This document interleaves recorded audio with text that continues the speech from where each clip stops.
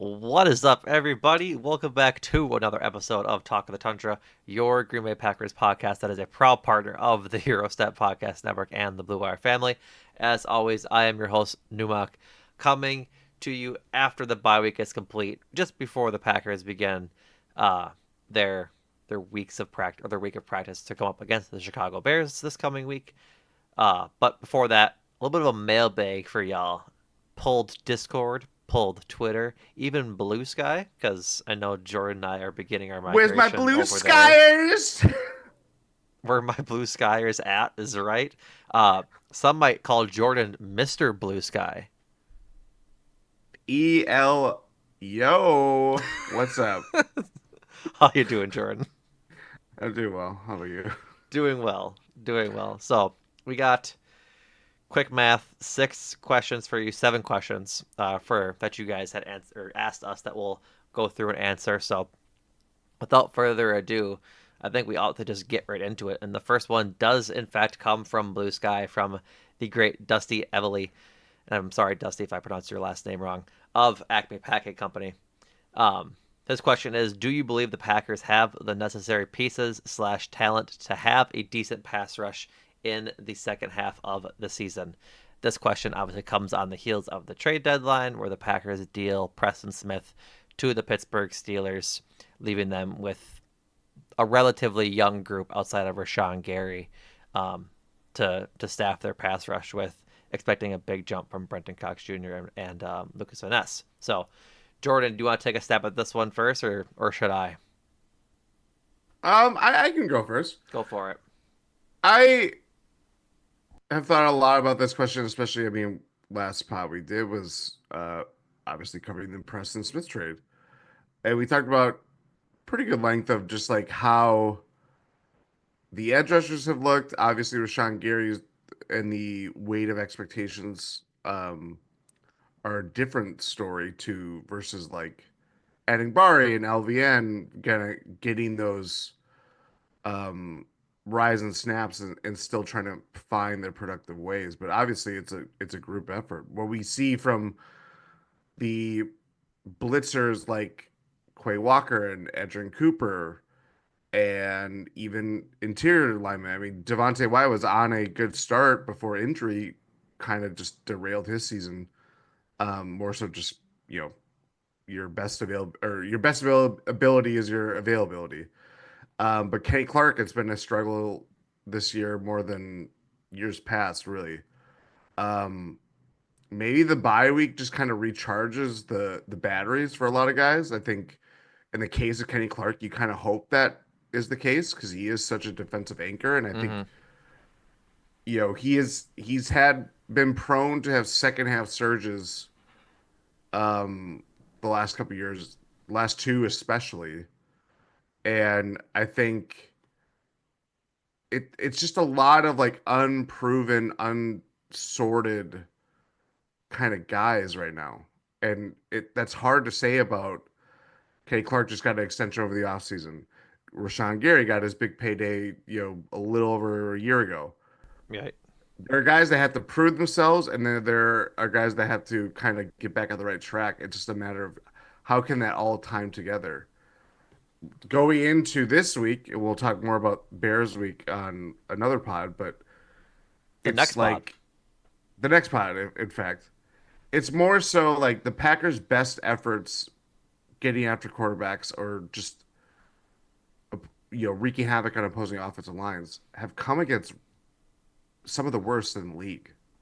So I don't know if that gives me enough optimism to think that they have what it takes to kind of figure it out. I don't think, and I know there was some kind of thought to, well, Preston Smith, he's better in a 3-4, and the alignment between or the change between Barry and Halfley kind of, for lack of a better word, neutralized his impact on this defense, and therefore the change from Preston Smith kind of opens the doors for more, looks, maybe a more aggressiveness from half lead, more blitz packages, whatever. I mean, obviously that's a glass half full interpretation of that. It's like at some point you just have to prove it. Mm-hmm. You know what I mean? Like we can say, oh, they're really good at getting after the quarterback and halfway dials up the pressure on third downs, especially. But it's like at some point you have to get past your matchup. You know what I mean? You got to win your one on ones. You got to at least bend pockets in a way that if someone breaks through, there's a second guy to finish the job. Or it's a total. We focus on the individuals, but it's a team effort and how that looks. And I don't know. I go back and forth, obviously, as you could tell by this answer. But I just think I'm the more I think about it, the more I'm pessimistic that they figure it out this year. So to answer Dusty's question succinctly, Yeah. you do not think the Packers have enough pieces to have a decent pass rush at the rest of the season. I don't think they have enough pieces, nor I don't think they have enough experience. Like Yeah, I just don't think like if Lucas Van Ness is seeing 30 snaps going into week 10 or is it 11, right? yeah, Is he just magically just going to get like I mean the Bears offensive line is pretty bad. But like I just yeah. It's don't not great. I don't know what this Packers pass rush will look like against an average team. And if we've Right. already seen it, it's not look good. No. Um, I would agree with you that I don't think they have enough to have a decent pass rush as we've seen so far. That doesn't mean I don't think there can that leaps won't be made, but I'm not holding my breath that those leaps will be made. To your point about Kenny Clark having sort of a better second half, he actually leads or is second on the team in pressures, but he has no sacks this year. So Rashawn Gary has 20 pressures on the quarterback, and second is Kenny Clark with 16 in um, just about the same amount of pass rush uh, snaps, actually more than Rashawn Gary does. So the next highest is Devontae Wyatt and Carl Brooks, both with 12. And given that Devontae Wyatt missed 3 games, that's pretty good for him. But I think for I think the interior D linemen have enough of a track record to have success, to have a decent pass rush. If Devontae Wyatt gets back to how he was playing pre-injury, I think he'll be just fine. I think Carl Brooks has an opportunity to bump his numbers up as well and improve on his amount of sacks.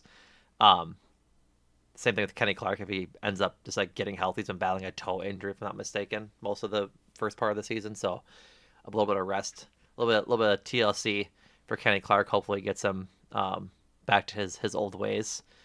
I'm with you though that the edge rushers are where I have concern.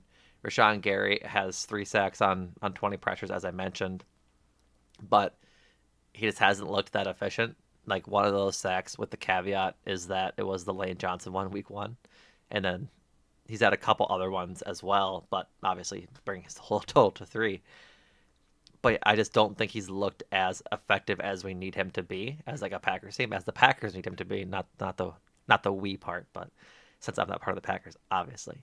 But anyways, but outside of Rashawn Gary, like yeah, the edge rushers need to really step up and prove that they can play. Like Aaron Mosby has 4 pass rush snaps and has a sack. If he can really build on that momentum he's had the last couple of weeks, that'll be helpful. But you look at Kingsley Enagbare, you look at Lucas Van Ness, and you look at, I mean, Brenton Cox Jr. There's not a lot of track record there. There's not a lot of snaps there. And uh, with respect to Lucas Van Ness, he hasn't really looked like a first round pick at all in his NFL career thus far. He's kind of looked, I don't want to be harsh, but somewhat mediocre. He hasn't really had a lot of flash plays. He's been playing some play as well, but I don't think we've ever given him a cheese. We might have given him one last year, but I don't think he has one this year. And I just don't see him making a lot of impact plays lately. And to ask him to do that, to fill Preston Smith's role and start playing those almost every down snaps is going to be a big step up for him. And it's almost like moneyballing the the second edge rusher position. And it's not like you're getting rid of Preston Smith, like getting rid of Preston Smith's productivity because it wasn't that It much to was begin down. with. And so I think the biggest thing is just a veteran leadership, but I think there's other veterans that can lead, and they had talked about that in some articles that were written this week, anyways. But to wrap up my point, I think they'll be okay inside. I severely worry about the pass rush off the edge. I don't see it getting a whole lot better, particularly because without Preston Smith's at least presence out there, like you sometimes just had to respect him. I haven't watched enough tape to see if teams are actually doing that, but this is just how I would imagine this would go. But I'm putting a tight end on Rashawn Gary's side every time, and what I think is important for Jeff Hathley and the rest of this defense to do is mix up how they're using Rashawn Gary. I really liked how they were using him um, as like a stunt pass rusher, where they would bring him off of the like he would start off the edge and come in on a stunt inside and get a different pass rush that way. That obviously only really works if you have a pocket passer who's having long times in the pocket per se. Like it's not really going to work against quick throwing teams because then that's how you neutralize any pass rush is just stuff like that, and you can't really run those stunts on on plays like that. So to make a long explanation short, I'm with you. I don't think they have the necessary experience, neither the experience nor the talent to have an effective pass rush, which I think will be an issue. I think we saw it a whole lot with the Texans Lions game on Sunday night. Like you look at Jared Goff, pressured a whole lot Sunday night, threw four interceptions, five technically. Well, not five technically, threw five. One of them was a Hail Mary, so it's not really like one of the bad interceptions per se. But he was pressured a whole lot on Sunday, and if you can't get to the quarterback and talented quarterbacks like Jared Goff, like Brock Purdy, who you're probably facing the playoffs. I'm trying to think like the other dangerous quarterbacks in this division right now. Jalen Hurts, same thing. Then it's gonna be a problem. Like if you just kind of let these guys stand back there and get the ball off. Yeah, and perhaps it's just what happens when you make a defensive coordinator change, and you know the priorities. It's not that the priorities have shifted, but the emphasis on what makes this defense great doesn't come from their pass rush. Really, it's kind of the security blanket that is David McKinney, or more Yeah, so the middle of the defense with an Adrian Cooper starting to emerge. Like maybe that's just a matter of strong links kind of emerging, and your defense is going to shapeshift how it is. Maybe year two, this looks a little bit better, more polished for guys like Rashawn Gary, the young crop of edge rushers like Van Ness and Enigbari. Enigbari, I have more confidence in showing it right away rather than Van Ness. I mean, I think that's kind of clear at this point. But again, it's until they have been able to consistently put that together. They've been able to do it in bunches in games. Like the I was about to combine both teams, ironically. The Texans and Titans games, it felt like those are the 100 percentile games. And everything else has fallen, way below that. Of like you see it for drives, you don't see it for quarters. You don't see it for halves. You know what I mean? Like it's really tough to just measure how um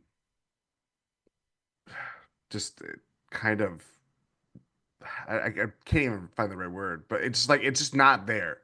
It's just not there consistently enough to really have it be a positive factor in the Packers kind of arsenal.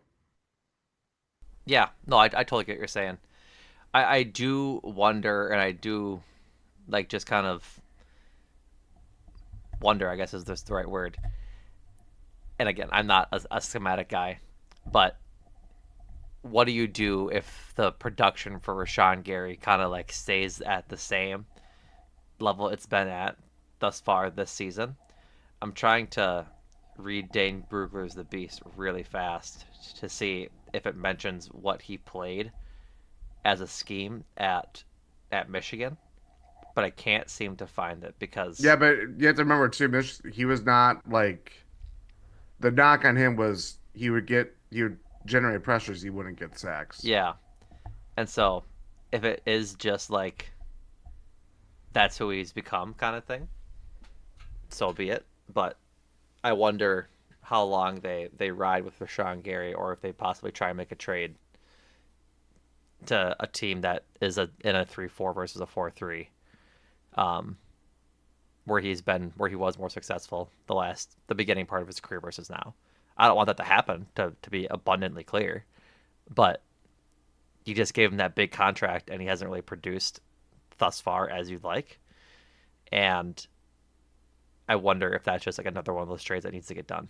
But that's just an idea for way down the line and not something I want to see happen anytime soon. Like this is like Yeah. a trade deadline of next year discussion if the production keeps dwindling as it has thus far. So, all right. Next question comes from Seeks in the GSPN Discord. Reminder that you can find that link at gspn.substack.com. In the About section, there is an invite linked there should you want to join the Discord and talk all things Wisconsin sports. We talk pretty much anything and everything Wisconsin, even talk about random stuff like TV shows and where to go disc golfing around Wisconsin and stuff like that. So go hop in there. Discord is a lot of fun. I like the community in there. But like I said, this is from Seeks. He asks, "Are we all at all concerned about the run blocking of the offensive line? Josh Jacobs has been a beast this year, but muscling for extra yards may take a toll on his health down the stretch." Um, I wouldn't say I'm super concerned, but I would say it's up there for my top concerns of the team right now. I'd probably say it's top 5, but like not top 3. So like my fourth or fifth biggest concern with the team so far. We talked about this a couple weeks ago, but through 9 games, Josh Jacobs is still second in the NFL with the amount of yards he has had after contact with 423. Um, just behind Derrick Henry, who's at 496. Henry has played one more game though. That's not that big of a deal though. Um, he is also, I think, seventh in the league in broken tackles with 13th. Uh, Leading the way is James Conner at 18. And so, like, Josh Jacobs is getting hammered to Seek's point. And PFF is not kind to the Packers' run blocking grades. Most of their starting uh, starting offensive line it has a grades in the 60s. The only one that doesn't is Zach Tom, who is at an 83.3, which is pretty darn good. And then Josh Myers is at a 49.9, so a 50 grade. So pretty average across the board for the entire Packers offensive line outside of Zach Tom, who's having an all pro type of year. But yeah, I would say that keeping Jacobs healthy and upright is a critical part of this offense because if he goes down, as much as I love Emmanuel Wilson, and now from what Matt LaFleur and company had said, look like in getting Marshawn Lloyd back pretty soon here. I mean, Josh Jacobs, Expected to be activated off of IR yeah, per so Rob Domonsky. open that 21-day practice window to activate him off of IR to the full roster. But I just get concerned about how good the running game would be with those guys, including Chris Brooks, Emmanuel Wilson, and Marshawn Lloyd, without Josh Jacobs, because Josh Jacobs is just a different type of back. He's having a fantastic year, despite what Bill Barnwell will tell you, and keeping him, like I said, healthy and being able to hit clean holes and not have. I know you're chuckling because I have beef with Bill Barnwell, but um, yeah, to Six's point, yes, I do think it's a concern. I don't know why this team has always been so just okay at run blocking when they've had like good rushers the past what 7 years now since Aaron Jones came into the league. Like I think if you find an offensive line, which is again this is a lot easier said than done and a lot cheaper than being able to execute, but find guys that can do both, that can pass block and run block. That's an all pro offensive line across the board, talking like mid tens Cowboys line kind of I was gonna level. say, where are we getting Larry Allen, Nate Newton? Like Right. this is Super Bowl I level I under offensive I line understand that, and the Packers' best player is their quarterback and has been for 30 years. And so maybe the rushing game isn't as important, but I think what we've seen from Matt LaFleur in the offense is that they do value the running game a lot. And so being able to make sure it does well as easily as possible is critical. And so I don't need these guys to be all pro. Like, I don't need five Zach Toms is what I'm saying.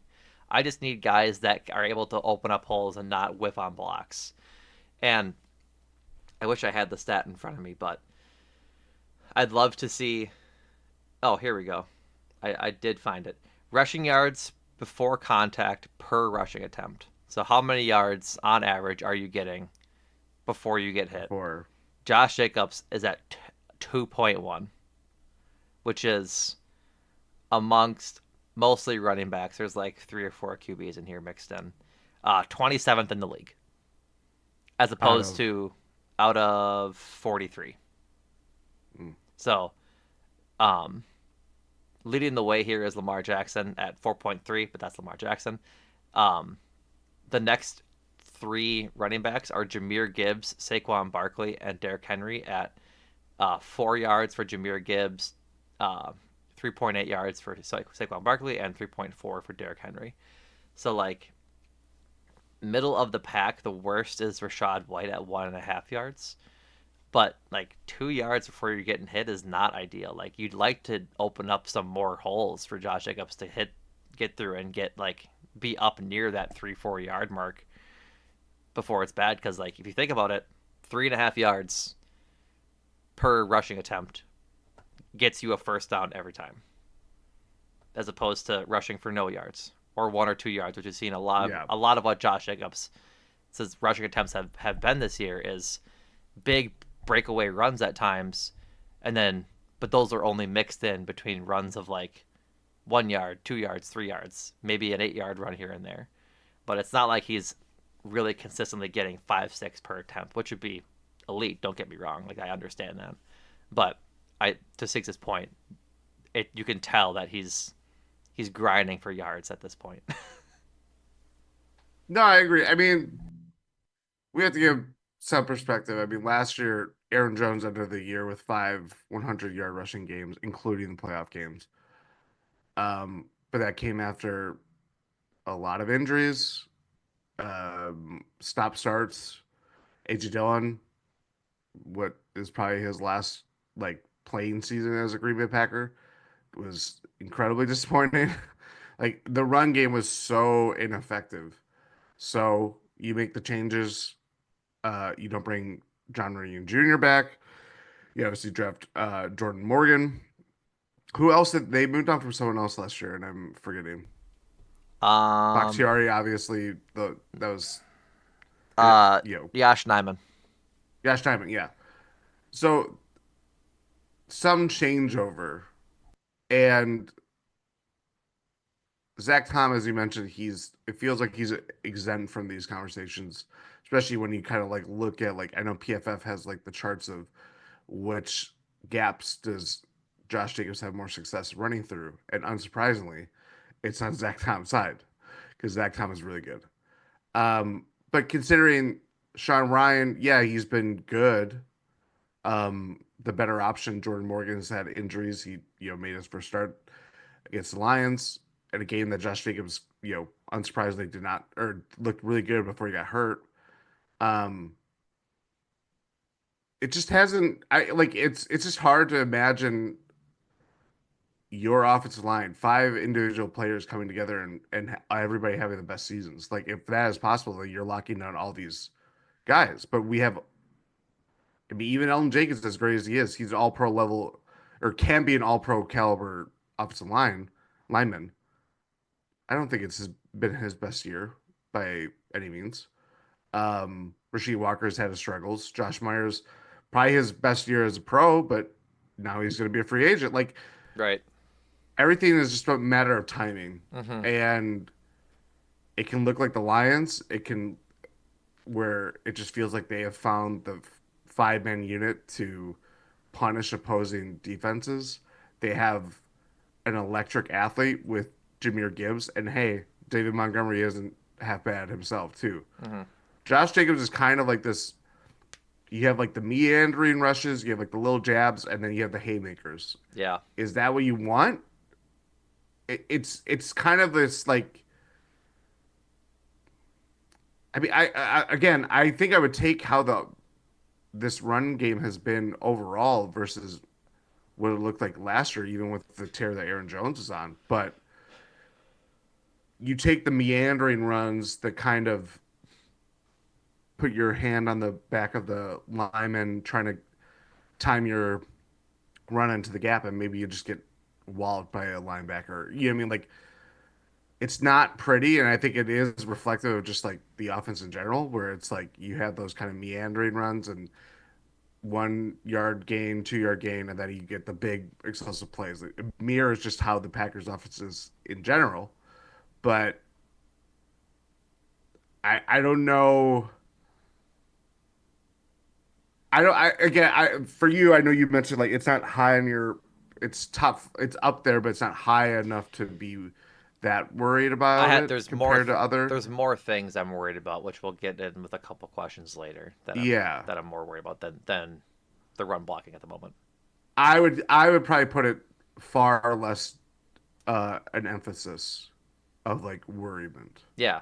To be clear, I have like five main worries for the Packers, and I think this is like four or five. Okay. So, like there isn't a laundry list of reasons why I'm down on the Packers. Not that I'm down on the Packers at all, but like I'm just giving context as to where I think this lies in Packers issues. Yeah. So, alrighty. Next up is from Mitchell over on Twitter. He asked, "What do the Packers need to do to convert more on third downs?" And this gets into where one of my bigger concerns with the Packers right now is that they have to stop committing early down penalties, like clean up penalties, and they'll just be so much better on third down because they have so many early down penalties, holdings or illegal formations that push third and ones and third and twos, like even on third down to like third and sevens, third and eights kind of thing. Like it's just, I think that's their biggest issue for me right now across both sides of the ball is that they just keep shooting themselves in the foot. And so if they can clean up those penalties, I think they'll be suited to be a lot better on third down and get to those third and shorts, third and manageables um, a lot easier and commit them and convert them at a much higher rate. But like, I guess in total, it's early down penalties and just penalties in general for me, along with then drops. If they can clean up those two mental errors, the third down problems I think will all but disappear because I think they're just shooting themselves in the foot as I mentioned every time they do it. They I think I wouldn't doubt I don't have the stats in front of me, but I wouldn't doubt that they I am lead the desperately trying to team. find them right now. Yeah, lead the team in drops. Um, Leave the league. yeah, I think that is 100% accurate. I'd be frankly shocked if they weren't kind of thing. I mean, Dontavian Wicks has built a boat full of drops that. Uh, Build a boat full of drops. He could build a. yeah, yeah, I'm not sure I entirely understand the it makes analogy. sense in my head. That's all that matters, right? I suppose if that's how this works, I'm not gonna push back on you. But um, yeah, I wish I could find that. I'll find it in a Dontavian second. Wicks is stuck in 2004 because he's listening to Snoop Dogg's "Drop It Like It's Hot."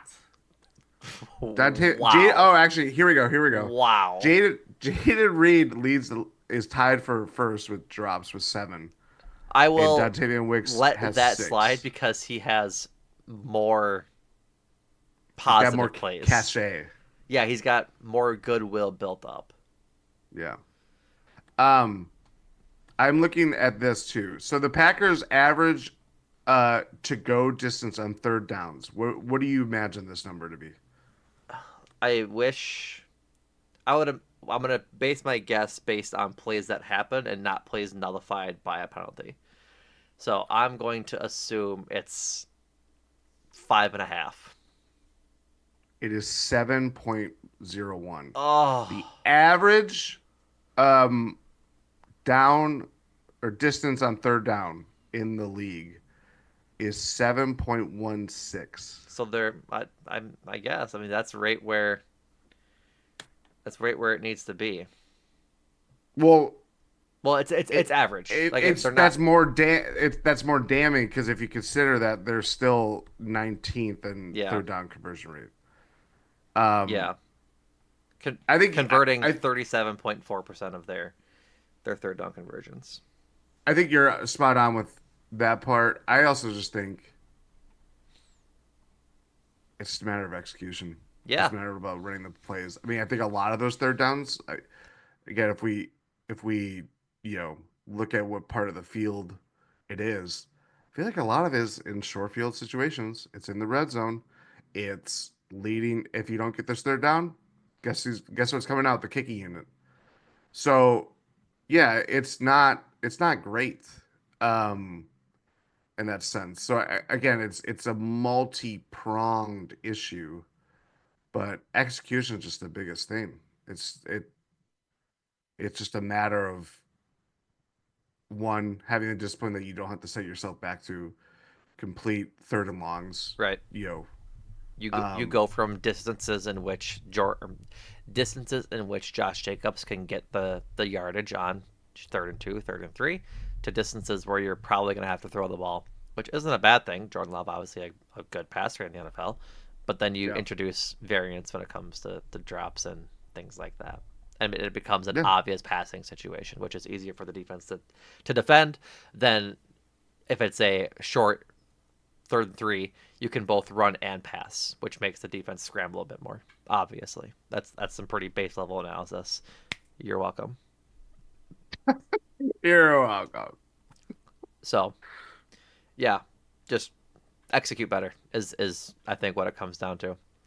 Um, the other question from Mitchell over on Twitter was, what do we think of Keyshawn Nixon's defense? He said he's seen a lot of different takes on here and would love to hear us break down on that. I will be the hand up accountability guy. I was ready to come after Keyshawn Nixon a couple weeks ago. I think he's been as good as you can ask him to be given the injuries.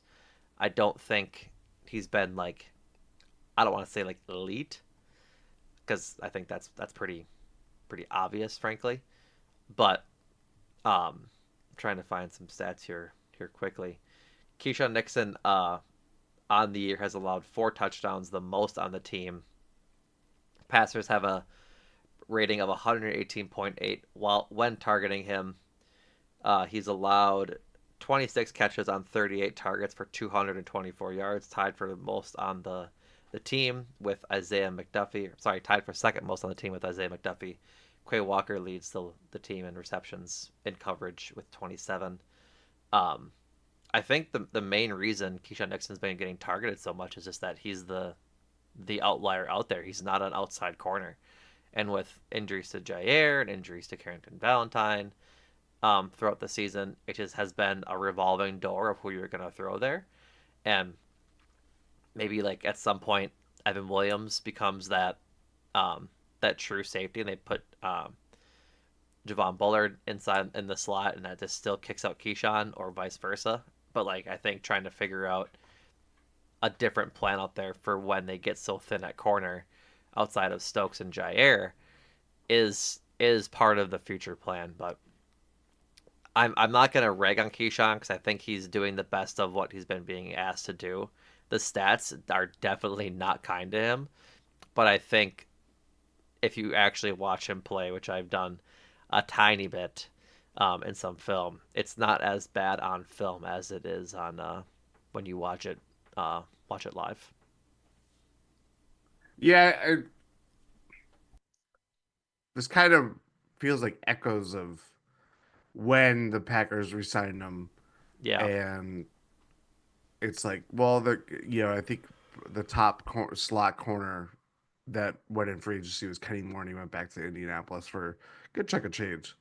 But everything that you imagine Keyshawn Nixon doing and progressing was as a slot corner, and his role has not been true to that. Yeah, I mean, if you look at the snaps, it's probably I wonder what the number would be, but um, it's not been. He is not the reason for why the coverage looks sloppy at times or why he's getting picked on or anything like that. It's a product of the system. It's a product of the injuries. It's a product of the plays that you're calling. You know what I mean? Like I feel like that is the hardest thing that we have to evaluate is that we get so instant gratification like that. Oh my God, you're throwing it at a key shot. Like it's I very mean easy to be that like, that okay, was that was me on the Justin Jefferson touchdown. Like well, to he, be fair, it well, was not great. right, but like it was a better throw and a better catch. Like Yeah. I think you get. I'm definitely not. Uh, I forget how the phrase goes. My apologies. I'm susceptible, like most other fans are, to reactionary plays when the game is happening live. Like, of course, you want a guy to turn his head around and break up that pass to Justin Jefferson, but easier said than done. It was just a really good play. So you got to give credit where credit is due, kind of thing. Sometimes the other guy just makes a good play. I'm looking at Keyshawn Nixon's uh like snaps by position on PFF, and unsurprisingly, he has played more plays at wide corner than slot corner this year. Yeah, that does not surprise me one bit. 231 plays as a wide corner versus 214 as a slot. That is, again, unsurprisingly, the most of his career. So Can you repeat that number?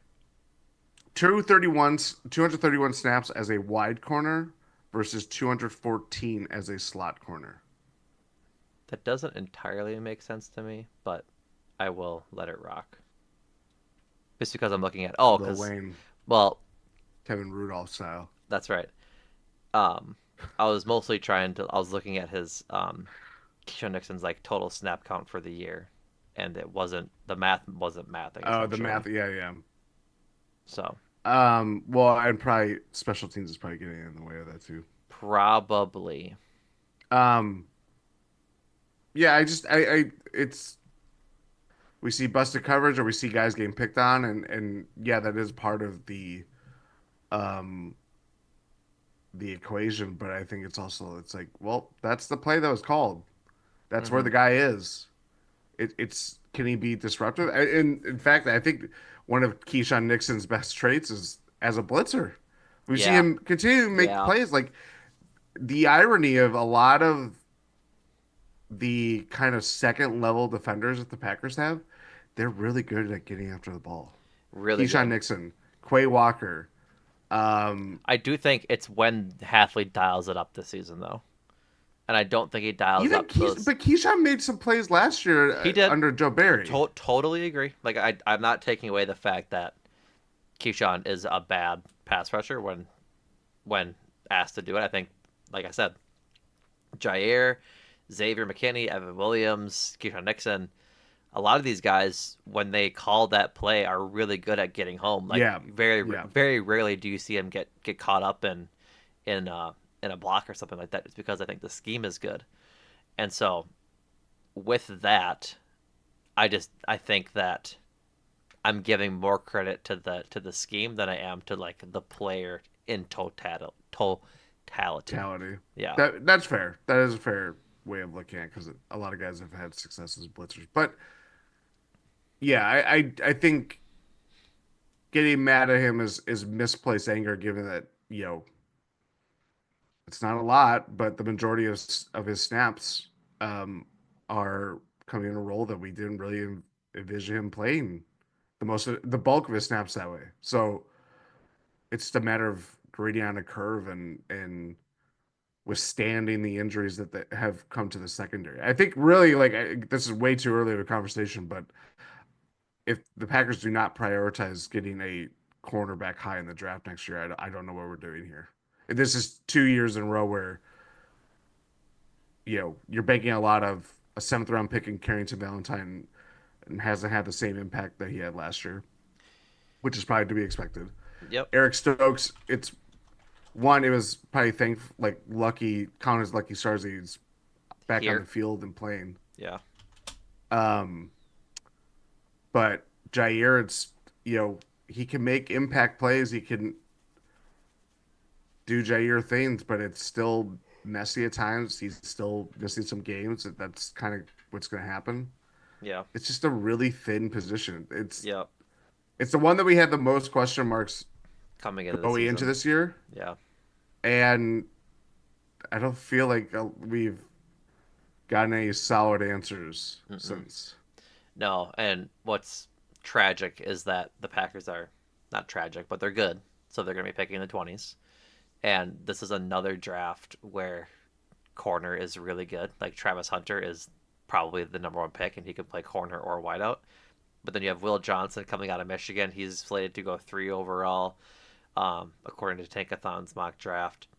You have Benjamin Morrison out of Notre Dame going 17th. Um, Siobhan Rebel Jr. out of East Carolina. He's slated to go 24th on Tankathon, where the Packers are slated to pick right now. Denzel Burke out of Ohio State is good as well. Like this is a good cornerback draft, and there's a decent chance like none of the top four make it to the Packers at 24, which would be Yeah, unfortunate because like they need help and they need a first round corner who's gonna be a difference maker. Like for a moment there when Jordan Love's MCL was stretched out game one, we were talking about Travis Hunter watch, and like that would have been really great for this team to have Travis Hunter at corner. But obviously, that's not going to happen. yeah. But yeah, they need another lockdown guy on the outside, and I would like them to address it like they did safety this past draft. Just draft four of them and see where that gets you. I think they have 7 picks currently this year. I'm not entirely sure. I'm trying to double check that real quick. They have seven. They have their basically they have one pick in every round. That's all they have. And Yeah. so spend them on a couple corners, probably three. Spend a couple on a couple of edge rushers, and then see where you go from there. So, alrighty. Next up is back to Blue Sky. This is from Diego at Pack Attack SD on Blue Sky. What do the Packers need to focus on to finish the NFC North champions after the bye? Touched on it little bit ago, that the penalties have to be dwindling through the rest of the season. They can't be shooting themselves in the foot. They just have to stay disciplined and quit setting themselves up for failure in crucial situations, fourth down, third down. Like just stop with the penalties. That's my number one issue. Second is drops, as I mentioned. Um, and I think third would just be get healthy. Like I don't think, and Brian has a good question that we'll follow up this with from Diego. But after the bye, if they can be mostly healthy, I think this is a good team. And I keep leading into Brian's question, but we'll get there. But for me, the things to focus on, pretty plain and simply, are just quit with the mental errors, because I think outside of the mental errors, this team is really good. I'm not trying to be like pedantic, as Peter Griffin would say. Um, I just think they need a lot of help to become NFC North champions. They're currently Yeah, third. that's also a good point. Like, I'm not saying the ship has totally sailed, but one, the team that's leading the division, quite honestly, is the best team in football. Just won a game where their quarterback threw 5 interceptions. And that didn't matter Nope. against a good Texans team. The Texans are going through they're going through similar growing pains than the Packers are. I agree, but their good has been significantly less good than the Packers. They are also six and Yes. four, but their their 6 wins are over the Colts, the Bears, the Yeah, Jags, it's the Patriots, the Colts. Their only win of quality is the Bills, which like yeah. Packers can't talk too much, I suppose, with similar wins, but they Well, also one beat of the their wins is Texans. over the Texans, obviously. Yeah. So Um, and the second part of it is Minnesota's right there. They defy the odds. I don't think I I think every week I go into it thinking that Minnesota's gonna this is where it starts and it's not happening. I don't know, So man. I think Water's finding its level with Sam Darnold. they've been able to withstand it though. Dude, they scored 12 points against the Jaguars. I know. I don't think that's a Sam Darnold threw 3 interceptions against the Jaguars. Like that's not good. They only scored field goals. They didn't even score a touchdown. Like it's I think Aaron Jones is on the injury report. He tweaked something. I'm selling stock on the Vikings. Frankly, they have a pretty easy schedule the rest of the way, but That's the great differentiator. yeah, their hardest game left is the 2 to end the season, the 3 to end the season against the Seahawks, Packers, and Are you on Lions. Tankathon right now? Am I on Tankathon? I am. Okay. No, I was just seeing where Packers rank. For what? Oh, for strength of schedule. 12th. Yep. Vikings are Chicago's first. Oh boy. yeah. Well, Vikings have the ninth hardest schedule left. Packers have the 12th. Yeah, Chicago Yeah. has to face the. Oh, I'm just now seeing this. Chicago has to face all the NFC North opponents twice and the 49ers. Their easiest game left is Jesus. the Seahawks. My Oh God. no, the Seahawks are gonna make the playoffs probably. Remember when Papa John was like, "There's a reckoning coming." That's what that schedule is right Yeah. there. Shout out Shane Waldron getting fired half a season into the job. Horrible hire. Horrible, horrible hire. You and I talked about this last night after we went to the Marquette game. But if you have a minute, folks, go listen to the What the F section of the Athletic Football Show. Robert Mays absolutely hoses the Chicago Bears as a franchise. It's very, very funny. Um, about an hour 20 into it ish. I think it's Yeah. like with like 15 minutes left in the pod is when that segment happens, and it's again very funny. So, but yeah, to your point, Jordan, like they need help. Like they need the Lions to go on a skid here, which like they could, but their toughest opponents are the Packers, the Niners, the Vikings, and the Bills. Like those are their 4 hardest games, and then they face um the Jaguars, the Colts, and the Bears twice. So they need to lose probably all 4 of those games. The Packers need to win out to get first. And I just don't really think that's happening. I think the more realistic expectation for the Packers the rest of the way um is a high wild card berth, like fifth or sixth. But And you know, again, not just keep going to wins, losses, opponent like stuff that they can't control. We're ex This is under the expectation that if you were to win, if the Packers were to win the division, they would have to go what 6-1 the rest of the way, they're six and 7 and three right 0. they're 6-3 right now. So I keep forgetting the extra game. Good Lord. yep, they're 6-3 right now. So they have one, two, three, 8 games left to play. If they go 6-3, the Lions inherently would have one more loss because they lost to the Packers. Yeah. If the Vikings finish their season with their only loss coming to the Packers, they still would not be the first seed. They would need I don't think they need the Lions to lose 3 times. I just don't think 12 wins is going to be enough to win this division. I think that No, which is insane. Like the yeah. Lions are just that good. Hmm.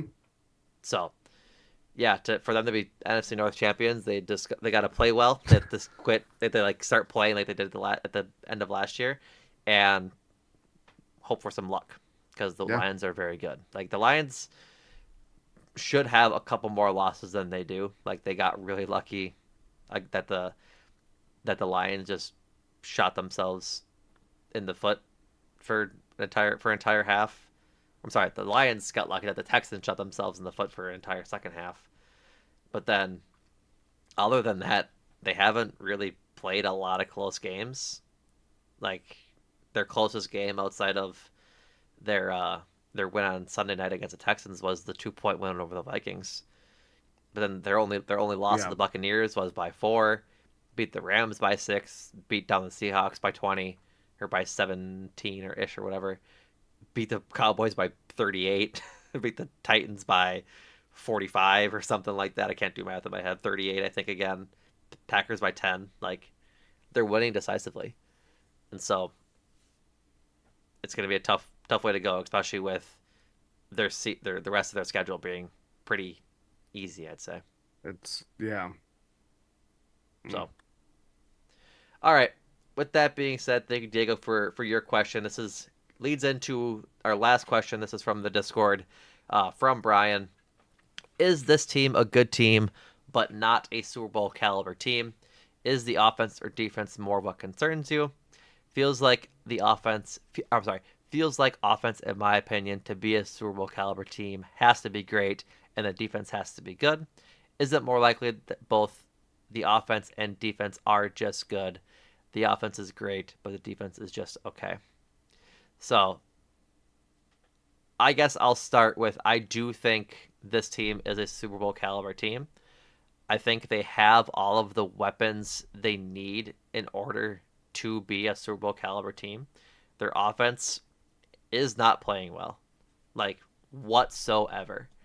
And yet they have one one game. I'm sorry, 2 games this season where they didn't score 20 points. The loss to the Lions where they scored 14, and the win over the Colts when Malik Willis started where they scored 16. Yeah. Other than that, they've scored at least 20 and they've scored 30 a couple of times. Three times. 29's in there a few times as well. So, like this offense is clicking. I think this offense has the entire makeup of a Super Bowl caliber team should they actually execute the game plan and quit it with the bad penalties and the drops, as I've mentioned too many times on this podcast so far. To go with that, I think the defense has the ability to play up to the competition and be capable of stopping the high-powered offenses. If you go back to the Vikings game, they had that Vikings team go 3-and-out to start the game, but it was a bad penalty that kept the drive alive for them. Next play, Darnold hits Jordan Addison for a big touchdown to go up 7-0 in the first quarter. Then it sort of tumbled from there, right? You look at the Lions game. They got it was an ugly game in the rain. One team showed up, one team didn't, which is unfortunate, but you have a hobbled Jordan Love and a bunch of other excuses to make. But that's against the best team in the NFL. Like I don't think you need to make the Super Bowl to be a Super Bowl caliber team. Does that make sense? Like I think if they make it the NFC Championship game, I would say they're a Super Bowl caliber team, which I think they're more than capable of doing. But then they just are an efficient offense when they click. I think if Jordan Love is healthy and is firing on all cylinders, this team has all the makings of a Super Bowl caliber team. I really don't see any reason outside of their own ineptitude why this team couldn't be uh, in the Super Bowl come February. Because I mean, here's the big thing, Jordan, and you guys are gonna yell at me. If they aren't so bad at shooting themselves in the foot, is this team undefeated? This is the 10-0 thing again, It isn't it? is, but like, I here's where I huff my copium. They were really bad in the red zone against the Eagles. The Vikings game, they should have won. Like they just should have because Yeah. they lose that game by 2 after going down 28-7 in the first half. Defense made a fantastic 23 adjustment. or 28 nothing, whatever it was. I think it was 28-7. Yeah. 20, yeah, 27 going into halftime. Yeah. Yeah. Again, should have won that game. The only game I think they are like they should have lost is the Lions game. Like that was just a bad game. Nobody showed up. Jordan Love wasn't playing well. And so if you look at it like that way, they have a decent opportunity to be 8-1. And I don't see how that is necessarily anything less than a Super Bowl caliber team. You have teams like the Chiefs who are playing like dog shit, frankly. The defense is carrying this team, and Mhm. their black magic ways have led them to an undefeated record. Like there's variance in the NFL that happens, but their losses haven't been, besides the Lions, their two losses against the Vikings, the Eagles, haven't been games they flat out should have lost. They should have won against the Eagles, and they should have won against the Vikings. And so the way I look at it is this offense, if they're clicking, is an elite offense, and they have playmakers on defense in order to keep them in the game. Like they have guys who can go force a turnover, who can once in a while get home to the quarterback. I know the edge rushers are not great as we talked about up top, but um, I think the interior D line is better than the edge rushers, and they're playing well. Edgerrin Cooper is getting better by the week. Evan Williams is getting better by the week when he was healthy. I think this team has enough to get there. Frankly, I know it doesn't look like that during the games, but I mean, win games and just get to the playoffs and see where it takes you. Look what happened last year. They go into AT&T Stadium and go into Jerry World, curtains up and everything, and lay the smack down, Sun out. sun shining right through the windows, and lay the smack down on the Cowboys. And damn it, Jordan, why did they lose the Niners game? They didn't execute. They had a lot of drops. Anders missed a field goal, but the Jordan Love didn't play It's well. If they can properly execute at the level at which they are capable of playing, I don't see why this team can't win the Super Bowl. I think we look at it from very not very different perspectives, but just a tinge off. This team has a Super Bowl level ceiling. I think Correct. we That's are where, yeah, yeah, we are both aligned on that. I would probably say they're more so a good to great team. Now that could change, but one, I think the more that we talk about the offense, it feels like a really good power hitter who hits long balls. He drives the offense. He, yeah, I mean, like it's that level. I'm trying to think of like a good like current example because I only know current Brewers and nothing else outside of like Shohei Ohtani or like Giancarlo Stanton. You know what I mean? Like that kind of just like is this he guy. is he Willie, or is the Packers team Willie? Has very good ability to hit long plays and get good gash plays. They led the NFL at one point this season in explosive plays. Has the ability to hit like good doubles. Always comes through in the clutch once in a while. I should say always comes through once in a while is a oxymoron. Oxymoron. But like he was a clutch player this year. The Packers are good down towards end of games almost always. Like they won 24-22 against the Texans at the end of the game, Rams game that 30-27 came against the up. Jaguars. And so like I I'm comparing the Packers offense to Willie Adamas. Andrew, I hope you're listening. Um, but it is just a matter of there'll be times where, all right, you're a little too aggressive. And you'll You're swing for the swinging at, fences and you'll you're strike swinging out. for the fences and you strike out in three pitches, or Yep. you know what I mean, like that is kind of this offense The as it's Packers shown. are It's Willie. defensively, I think it's a harder challenge just because I mean we literally started this mailbag pod with talking about the Packers pass rush and why we're pessimistic of like, can this perform well against good teams rather than just the Texans who have an abysmal offensive line and the Titans who are one of the worst teams in the league. I don't know. IDK. Uh, but it's a lot more like Xavier McKinney is doing a lot to like bring things together, but I think the turnover factor has been less of a um something that the can rely on, and it's already a random stat to begin with. So that's tough business there.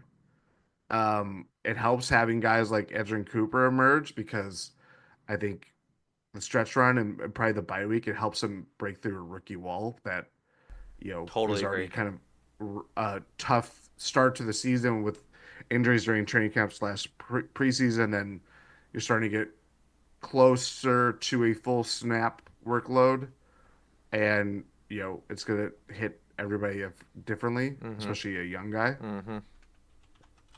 But overall, things have stabilized. It's a good team. I think we get caught up into like during the during the NFL season, like the regular season. You obviously want to be rolling all cylinders. We're very used to that in Green Bay of this team has the makings to go all the way. Is this one of the teams that I thought could make it to the Super Bowl in the last specifically of the Matt LaFleur era? I don't think it would make top three. No. And obviously, you know, two of these 6 seasons that Matt LaFleur has been here uh, occurred with an MVP level quarterback. However, the one thing that gives me hope in terms of like this could be a longer road is, as you mentioned, they do find the ways to win. Mm-hmm. They're playing a hard schedule. They've been able to manufacture wins without their star quarterback. And his performance has obviously been uneven. Mm-hmm. It's not been as, I feel like a lot of people have made it more apocalyptic or like just worse than what it is. But obviously, there are issues that Jordan Love has to figure out, Has to has take to care. clean up his Yep. Take care of the ball. decision making. Health has not been on his side, but that's part of the game. Mm-hmm. Packers have a medal there. They have resilience. They're getting through this season and doing the best they can to stay the course, be within the playoff race, stay within the division hunt. But sometimes, as much as the NFL is labeled the parity league, I feel like I mean, can you really be a parity league when the Chiefs are about to go for their third straight Super Bowl appearance, hopefully, I mean, I think you in their can. sake? Like, I know You can, I but know the point you're making, but I think this year has been extremely volatile. I do think that it instead of like what's a good example? Instead of like I I don't know. Like it's really tough. Like I think we get caught up into the season of it all, but when we're looking at the Final Four, it's like, well, Tom Brady went to 7 Super Bowls, and literally four of them in his last what 6 years. Patrick Mahomes, the only year that he didn't go to the Final Four, the conference championship round was when the Bengals beat him, and they went to the Super Bowl. Like they're gonna be the tent poles that are always gonna be there. They're always gonna be in the mix, and they find a way to rise above it. I would say it just feels like the NFC right now. There's it's harder to find who is the second best team in the league or in the conference, sorry, rather than we all know who the best team in the league is, slash the conference. Right. So it's maybe, and these are famous last words. The Lions could lose a playoff game, and then it'll be like, oh, look at them, the weight of trying to get back or trying to get to where they haven't been in a very long time. I think ever. They have never been to a Super Bowl, but Yeah. they obviously won a championship Yeah. back one. Right. But yeah, going back to my original point, I think this team is good, not great. Has the caliber, has the ceiling of being a great team, but a lot of factors are kind of in their way. And as we mentioned after the Lions game, it's very clear that the biggest obstacle in being able to realize Super Bowl level aspirations is them getting out of their own way. Yeah, yeah, would agree with that.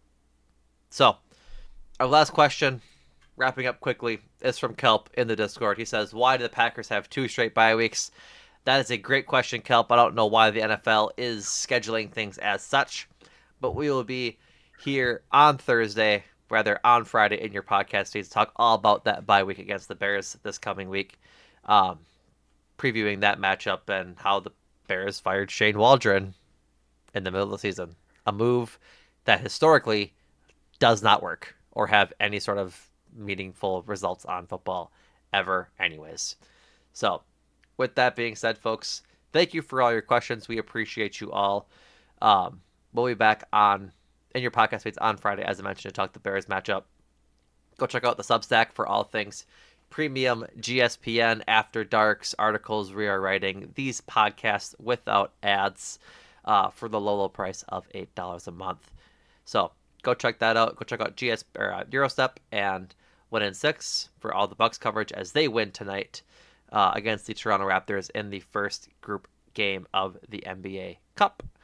Go check out Cruising for a Bruising as they have some awards to talk about in the coming episodes with Bryce Turang and Sal Frelick earning gold gloves, as well as Bryce Turang bringing home the platinum glove for the best defender in the NL.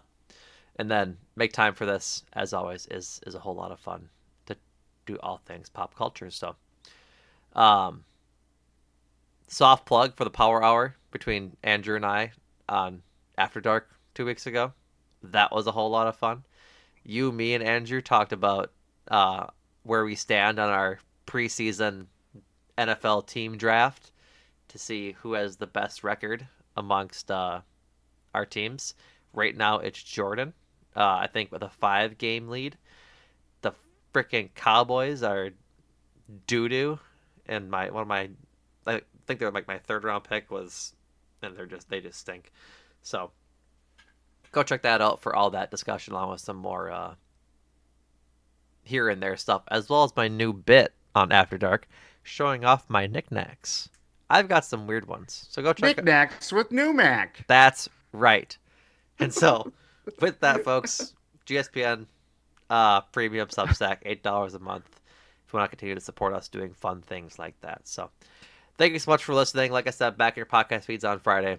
And Jordan, thank you. Thank you.